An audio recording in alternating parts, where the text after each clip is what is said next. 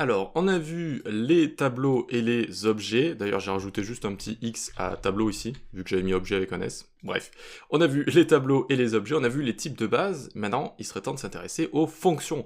Vu que les fonctions, évidemment, il y a pas mal de choses à faire avec les fonctions. On peut typer les paramètres, on peut typer une valeur de retour, on peut créer des signatures de fonctions, etc. etc. C'est ce qu'on va voir dans cette vidéo. Donc ici, je copie installation. Je le colle dans les bases de TS. J'appuie sur F2 pour renommer. Je écris ici 4 fonctions. Fonctions directement, très bien. Je peux me fermer cet index. Je vais m'ouvrir celui-ci. Clic droit Open with Live Server. Ok, très bien. Je commence à m'ouvrir la console juste ici. Voilà, juste un peu zoomé, très bien. Clic droit sur le dossier Open in Integrated Terminal et je me fais un TSC-W comme ça. Voilà, très bien, parfait. Alors juste, j'ai envie de voir la croix, oui, elle est juste ici, parfait. Et je peux m'enlever le script TS, enfin ce qu'il y a dans le script TS juste ici, et c'est bon, on va pouvoir s'intéresser aux fonctions dans cette vidéo. On va s'en créer une première, une fonction qui va servir à multiplier deux nombres. Très simple, ça va nous permettre de voir tout ça. Donc multiply, on va voir num1 et num2 comme ça, ok. Et ça va juste return num1 fois num2. Hop, hop, très bien. Et donc là, ce qu'on pourrait faire, c'est le loguer. Log multiply, et par exemple, on va faire un 6 fois 10, donc 6 et 10 comme ça. Et là, on voit qu'il y a déjà une petite erreur. Hop, il y a une petite erreur, parameter num1 implicitly has an any type. Donc, ça m'envoie une erreur parce qu'on a créé ce fichier de configuration. Et dans ce fichier de configuration, bon, ben là, j'y suis directement, mais n'hésitez pas à faire CTRL F et vous allez chercher strict comme ça va vous y amener. Et donc, on a strict true sur le type checking. Et du coup, si on n'écrit pas eh bien, des types pour tous nos paramètres, toutes nos variables, etc., ça nous enverra une erreur. Ça, on peut le mettre en commentaire, si on veut. CTRL-C comme ça. Hop, CTRL-C, tac, ça le met en commentaire. Et normalement, alors, soit il faut actualiser, peut-être CTRL-U accent grave. Ah non, c'est bon, ça s'est actualisé tout seul. Et vous voyez que je n'ai plus l'erreur, mais j'ai quand même 3 petits points en dessous pour me prévenir que les types sont trop ouverts. Ici, il y a trop de possibilités pour ces types-là. Ok? Voilà. Donc nous, on va quand même remettre le mode strict ici, juste pour que ça nous envoie une erreur à chaque fois qu'on n'a pas écrit un type comme ça directement. Ok. Donc ici, dans ma fonction, je vais pouvoir définir des types pour mes paramètres. Je vais pouvoir faire 2 points et number par exemple. Number et number comme ça. Et là c'est bon, ça fonctionne, et puis j'ai bien 60 qui retourne ici, ma fonction fonctionne, tout va bien. Donc ça me return tout ça, et avec TypeScript, je vous conseille souvent de survoler à chaque fois les fonctions, les paramètres, les variables, etc. parce que ça vous donne des indications sur ce que vous avez fait, est-ce que vous l'avez fait bien ou mal. Voilà. Donc ici, par exemple, on voit qu'on a bien num1, number, etc. Et à la fin, on voit le 2.number. C'est implicite, et ça va induire le fait qu'on va retourner un number. Vu qu'on est en train de retourner number fois number, logiquement, ça retourne quoi? Un number. Ok, donc implicitement, eh bien, ça va retourner ça. Alors, on va y revenir juste après, mais on peut nous-mêmes l'écrire comme ça. Mais on va y revenir juste après. Pour l'instant, restons ici dans ces paramètres. On peut écrire des paramètres par défaut. Par exemple, num2, par défaut, je peux lui donner 10, comme ça. Hop, et du coup, j'ai plus besoin de dire que c'est un number, vu que 10 est un nombre, donc c'est bon. C'est bien un number ici. Vous voyez que j'ai un paramètre par défaut. Donc, on peut faire ce genre de manipulation.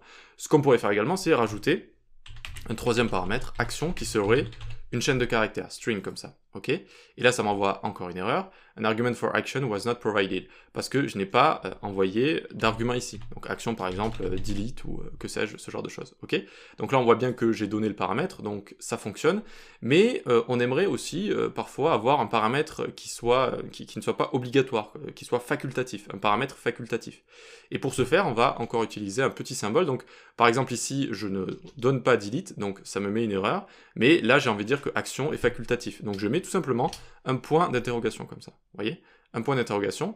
Et donc ça fait partie des petits symboles comme ça qui disent ce paramètre-là, donc action va être facultatif. Voilà. Et par exemple, je peux dire ici, if action, eh bien je log action par exemple. Voilà. Et je peux faire quelque chose comme ça. Donc là, évidemment, j'ai pas action, donc ça l'a pas logué. Mais sinon, j'aurais pu mettre create, delete ou quoi que ce soit. Vous voyez, et là, on a bien create qui va être logué. Donc on peut mettre des paramètres par défaut, mais ça du coup c'est disponible en JavaScript natif, mais là ça va bien du coup donner le bon type à notre paramètre. Et ici on peut avoir des paramètres facultatifs également. Très bien tout ça, super. Ensuite, donc je vais vous parler du return de notre multiply ici. Donc le return ici ça va être un nombre, vu qu'on fait un nombre fois un nombre. Mais on peut également l'écrire comme ça.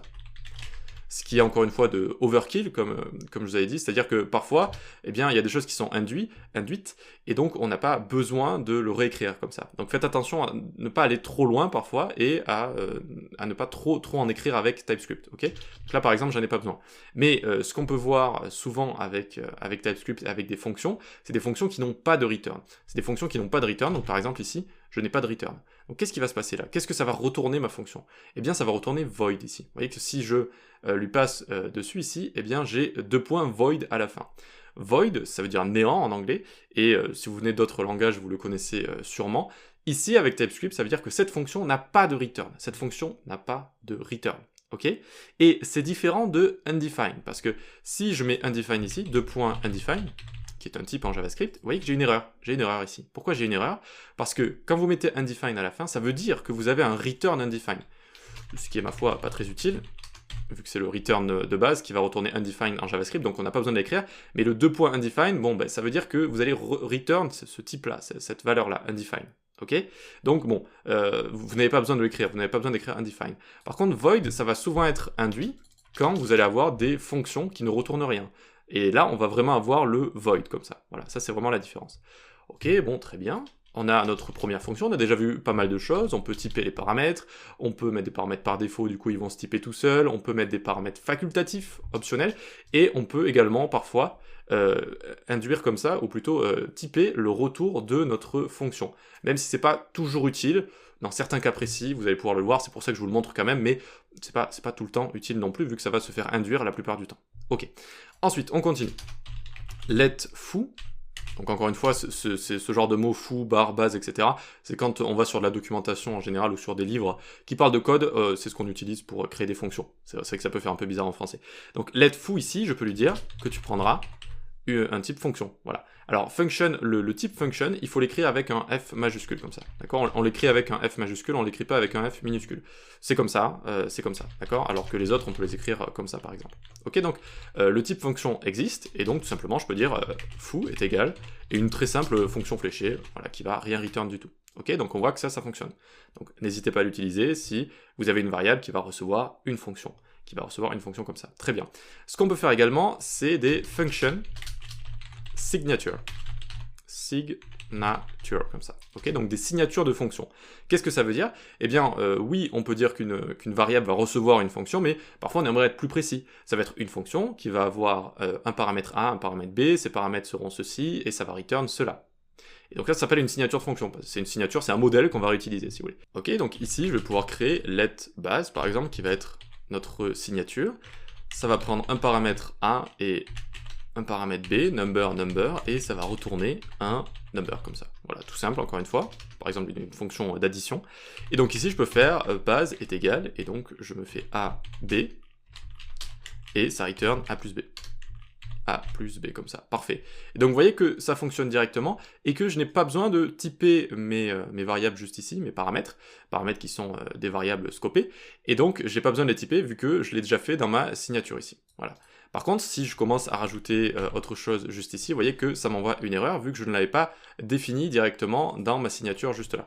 Voilà, donc ça peut être très utile quand? Eh bien, quand on a des signatures qui sont compliquées, avec des objets qui vont recevoir des paramètres, qui recevront certains types, etc., au lieu de se répéter à chaque fois, ce qui est un peu idiot, eh bien on fait une signature qu'on réutilise tout le temps, voilà. Et ça va référer comme ça tout le temps à la signature. Ok, parfait. On peut continuer, et on va même terminer cette vidéo avec les fonctions callback, les fonctions qui vont se faire appeler par d'autres fonctions, les fonctions qu'on passe en paramètres. Et donc, évidemment qu'on peut utiliser tout ça. On va faire fonction, par exemple, greetings. Donc ça, c'est une fonction très connue qui sert à dire bonjour. Et donc, imaginons cette fonction va appeler une autre fonction qui permet de loguer, ok? Et donc, ça va le recevoir ici en paramètres. Donc, ça va être une fonction, fn. Ça va prendre une chaîne de caractères, string, et ça va return rien du tout, donc void ici. Donc je lui mets le type void vu qu'il ne va pas y avoir de return. Très bien, donc maintenant j'appelle cette fonction fn avec hello world, d'accord, et ensuite je me fais ici fonction print to console. Hop, ce que ça va prendre ici, ça va être un string. On pourrait mettre ici message, msg comme ça, et je vais loguer msg. Alors oui, évidemment, c'est pas la callback ici et la fonction d'ordre supérieur la plus utile du monde, mais c'est juste pour vous montrer cette syntaxe-là, d'accord? Quand on va recevoir une fonction en paramètre. Et donc ici, j'ai plus qu'à l'appeler, et donc je vais appeler greetings, hop, et je vais lui passer print to console, tac. Donc greetings ici va être exécutée, quand elle va se faire exécuter, elle va exécuter cette fonction fn qui représente print to console et qui va loguer le message que je lui passe juste ici, donc hello world.